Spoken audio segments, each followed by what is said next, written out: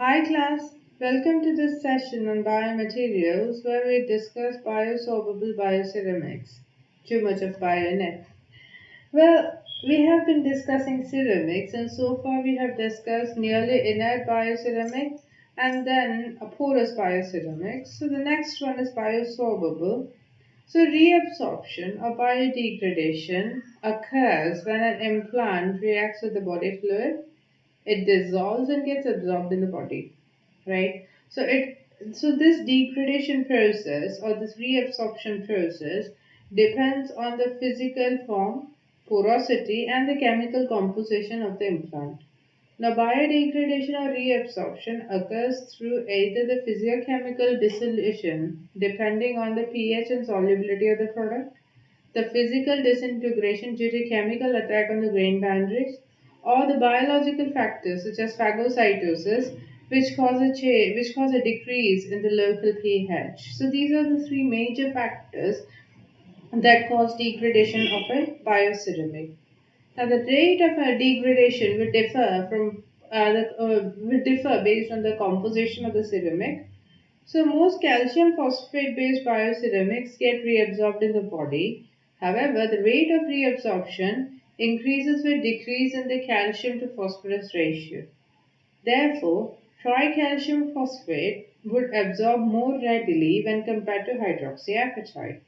Both are calcium based ceramic material.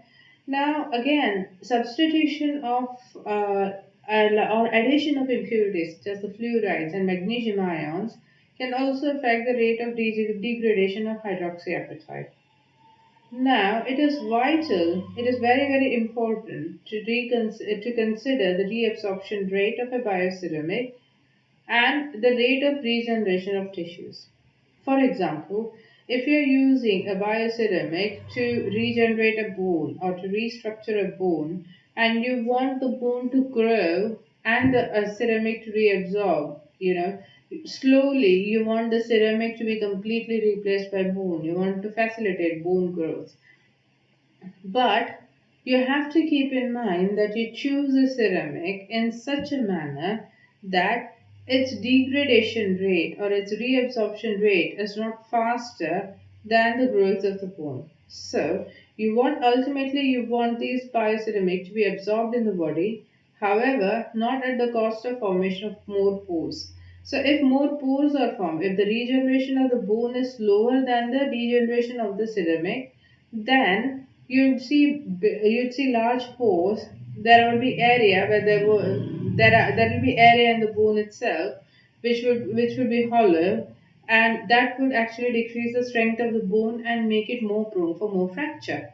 Therefore, you have to make sure that it has to be an optimal rate of decomposition or reabsorption of the ceramic material, and this optimal rate should be such that it doesn't compromise on the strength of the bone that is ultimately regenerating.